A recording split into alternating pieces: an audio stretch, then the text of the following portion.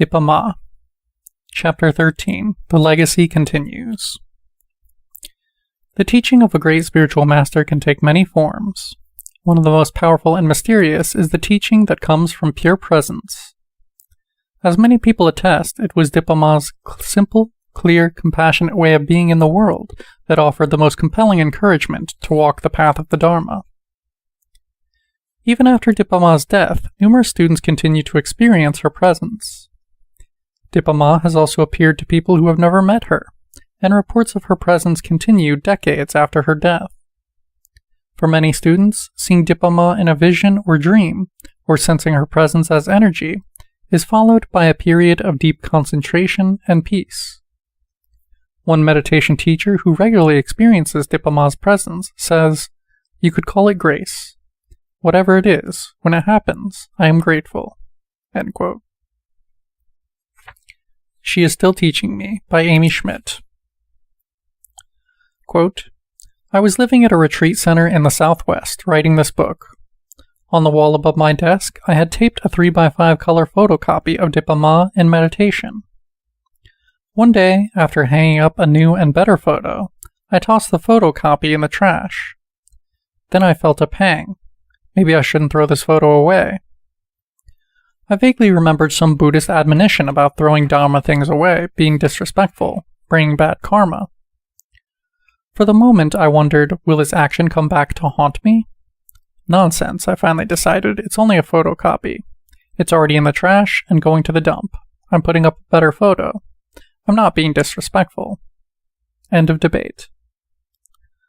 Months later, one hot summer afternoon, I was helping dismantle our ramshackle outdoor porch. When we pulled the sheetrock off the wall, at the far end of the framing, I saw a desert pack rat nest. Mother pack rats collect an amazing array of colorful objects, and it's always interesting to see what shows up in their nests. As I moved closer, something caught my eye. In the middle of the nest, perfectly intact and cradled in pieces of cactus, tin foil, bits of red plastic, rat feces, and a blue ballpoint pen, was the photo of Dipa Ma in meditation, beaming at me. As it happens, that was the very same photograph I had spotted in room M101 on my first visit to the Insight Meditation Society so many years before. My very first encounter with Ma. A beginning and an ending, all one. She is still teaching me. End quote. In the Midst of Suffering, A Being of Light by Roy Bonney. Quote, when I am in a lot of suffering, when I have clients who are in horrible pain, or when I am in a circumstance when there is much suffering, Dipa Ma appears. Not in the sense of her actually being here, but more a quality of her presence in the midst of the suffering.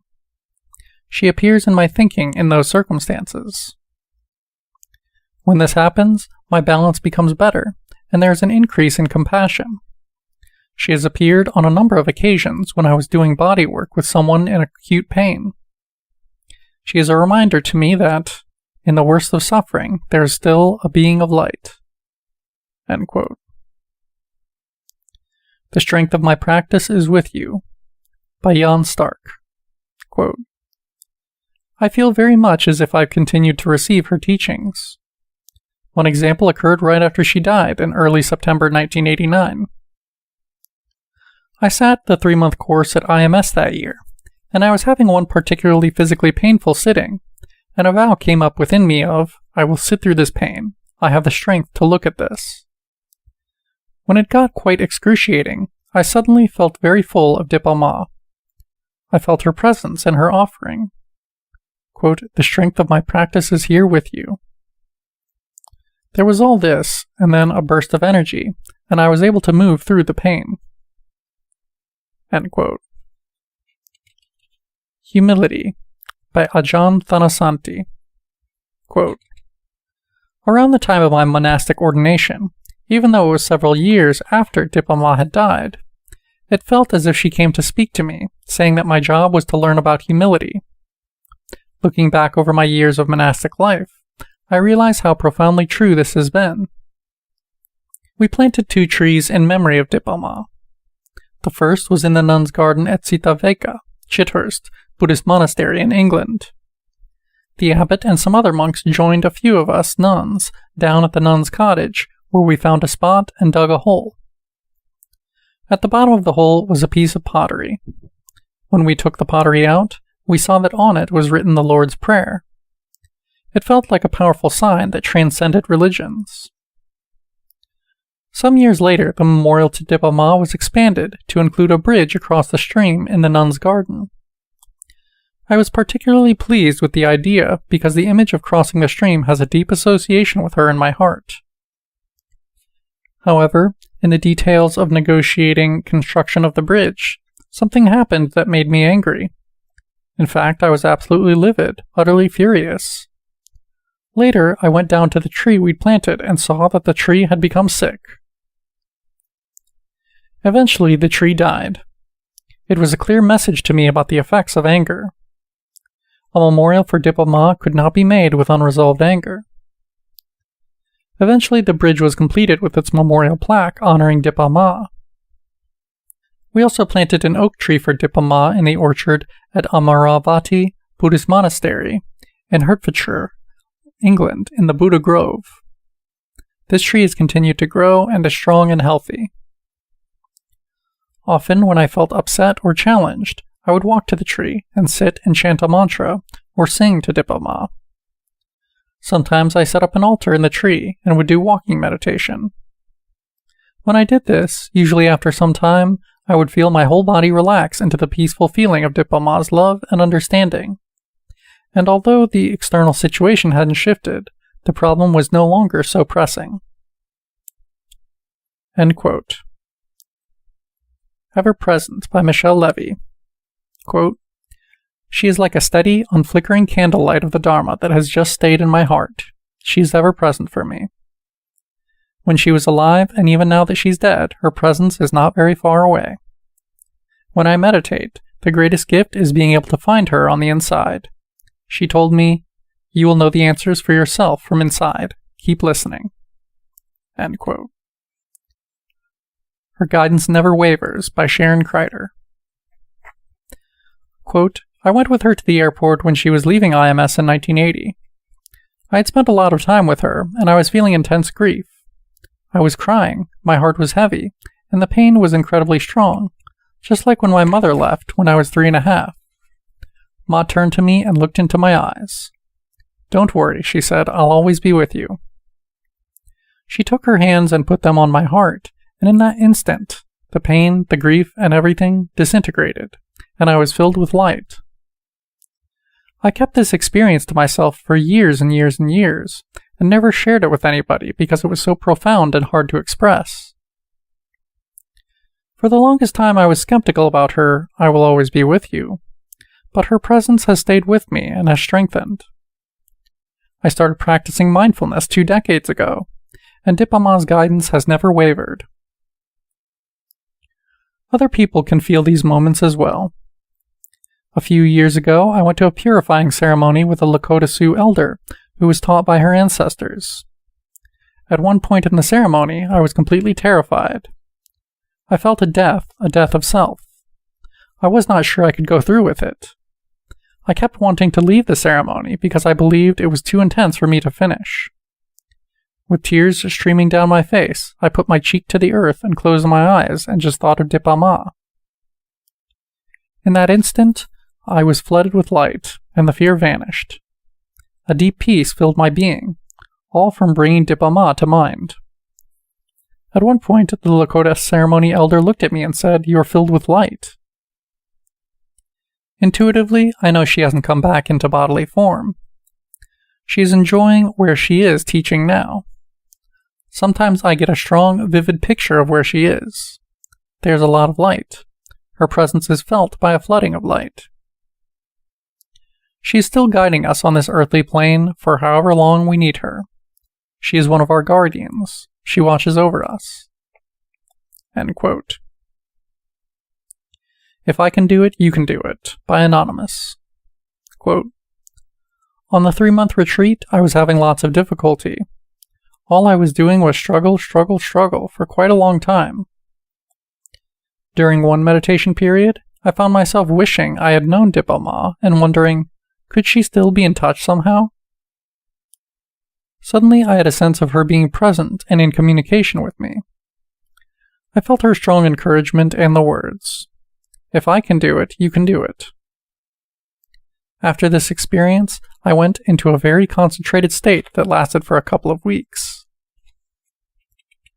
To Love the Unlovable by Pamela Kirby. Quote, I had never heard of Dipa Ma until a friend began telling me what a great teacher she had been and suggested that I find out more about her. A few days later, as I was sitting alone in my apartment reading an account of her life, I suddenly began to feel a profound peace. It was overwhelming and beautiful and unlike anything I had ever experienced. Every fear and anxiety just disappeared, and I felt at ease with everything in my life, total peace and a complete opening. As this was happening, I sensed a physical presence in front of me and slightly to the right. The sensation of someone standing near lasted about 5 minutes. For 2 days afterwards, I felt as if I were floating, and the things that usually caused me anxiety and worry lost their importance. There just wasn't a need to connect with them as usual. It was as though I had stepped through a doorway into a different way of being. I had never really understood what my teachers meant when they talked about the heart opening. But within that experience, I began to see that the heart only unfolds when there is no fear. Ever since that day, a phrase keeps running through my mind, and I think it's from Dipa Ma. The words are, "Love the unlovable." End quote. Who is This Person? By David Grant. Quote, When I was on a metta retreat at Insight Meditation Society, one night Joseph Goldstein gave a wonderful talk about compassion in which he told stories about his teacher Dipa Ma. After the talk, I left the meditation hall and felt pulled by a strong energy source. It was as if my body was a compass, and it was being moved in a direction towards something. It was clearly an external force, and not something internal or emotional. After some initial hesitation, I decided to explore the energy, where it was coming from, where it was leading to. After several turns and explorations, I realized it was pulling me upstairs in the building and down the hall to room M101. As I had my hand on the doorknob to the room, I knew that whatever was behind the door was the source of this energy. Once in the room, the intensity of the energy was almost overwhelming. My body was shaking, and I sat down in one corner. Then, in the direction from which the energy was emanating, I noticed a picture of what I thought was a man in white sitting on a lawn. It was as if a vortex of energy was pulling me toward the photo. I went over and picked up the photo, and sure enough the energy changed if I moved the photo away from me, from side to side, or up and down. I wondered, who is this person? And then I felt, I'm going to have to pack up my family and go move to be with this teacher. This is too powerful to ignore. I stayed in the room for some time after and meditated with the picture, bathing in this intense feeling. This experience created a feeling of concentration, love, and peace that lasted for days, and in fact is still affecting me on a deeper level. Later, I found out from a staff member that the photo was not of a man, but of Dipa Ma. End quote. In the Lap of Compassion by Myoshin Kelly. Quote, One night, I had a dream about Dipa Ma. In the dream, I was alone in a room with her, sobbing and sobbing. No words, no thoughts, just touching the deepest pain. My head was lying in her lap. She was gently patting me on the back as she tenderly rocked me back and forth. The next day I told Sharon Salzberg about the dream. I told her how much I wished I could have met Dipa Ma. Sharon turned to me with a smile and said, "You just did." Put Your Head at Their Feet by Michelle McDonald. Quote, After Dipa Ma died, I was having quite a lot of difficulty with someone in my life. Dipa Ma came to me in a dream, and in her fierce and uncompromising way, she told me to bow down to this person and to put my forehead at their feet. She also told me to send loving kindness as I bowed. Just the thought of doing this changed my relationship with this person. It was so humbling. I think of this image often when I'm really stuck with anyone, touching my head to their feet with Dipa Ma's encouragement. After I bow down, I've also learned that it's important to stand up and express the truth and take action when necessary. End quote. Without the Story, by Amy Schmidt. Quote, one afternoon, Dipa Ma's presence unexpectedly came to teach me. I had recently suffered a business failure, causing a large financial loss. On one particular day following the loss, I had the flu and was trying to rest, when a truck full of my defunct inventory arrived unannounced, and the driver proceeded to unload 40 boxes onto my front lawn. Sitting in the grass with these piles of boxes, queasy and broke, I felt quite a good dose of despair and self-pity. With my head in my hands, quietly from within, I heard something. It was a soft laughter, which gradually got louder and louder. Suddenly, I saw Dipa Ma's face, and she was laughing and laughing. In between her peals of laughter, she chided. Quote, this project was about Dana, generosity. It was never about making money or breaking even. This was a story you made up. What would it be like without this story? My answer was a smile, and the realization that I was in fact someone sitting on a front lawn, surrounded by boxes, on a summer afternoon, with no problem at all. End quote. Evoking Dipa Ma's Presence, by Jack Engler. Some practitioners offer ideas on how to evoke the power of her presence. Quote, I pray to her all the time. She is part of me in so many ways. Her presence is never not there. One thing that's missing in Vipassana is the whole devotional aspect, so I've been reintroducing this into my daily practice. I start every morning by calling to mind all the Buddhas and Bodhisattvas, the Masters, all the enlightened beings. I feel their presence, pray to them, ask for guidance, and for them to be an example to me. Then, throughout the day, I bring these realized beings to mind. Ma is one of them. End quote. Untitled, by Kate Wheeler. Quote, the Tibetans sometimes talk about how the energy of Milarepa's practice is still here. I feel the Dipa Ma's commitment, her passion, her determination, how much she cut through, how much she went beyond. That's a force that is still available. By remembering her, by thinking about her, it makes that power available. We can call upon the power of her enlightenment. When difficulties come, I try to imagine, where is Dipa Ma? Or connect with that visceral sense of her iron-like quality that I can still feel. When I remember her feeling or image, then I stop being so immersed in the stories my mind is telling me. I remember that it is possible to be past this. End quote. Untitled, by Joseph Goldstein. Quote, over many years, I have had quite a few teachers. Often at the beginning of a sitting, I build a refuge tree with Buddha and all my teachers. I visualize each one, and then feel the particular energetic qualities of each person as I visualize them. It's a wonderful connection with these beings. When I visualize Dipa Ma, I feel her special combination of emptiness and metta. Her image brings forth a tremendous depth in the heart. End quote. Untitled, by Amy Schmidt. Quote, my practice with Dipa Ma is to place my heart in her care.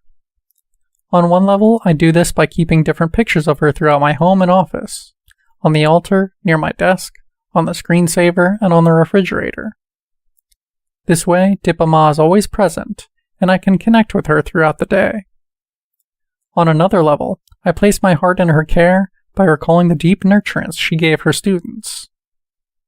Once on an audio tape of a group at her house in India, I heard her lovingly call to a late arriving student who had nowhere to sit. Quote, come in, please. If there is no room, come sit on my lap. You are my child. Whenever I feel sad, I imagine her calling to me, come sit on my lap, my child. In my mind, I go over and put my head on her lap, and she slowly, softly strokes my hair. End quote. Through Dipa Ma's death, as with the death of any great teacher, we learn to make her legacy our own. She becomes that light we can orient to so we can do it ourselves. Where these stories leave off, may your stories begin, and may Ma's benediction guide you on your journey home.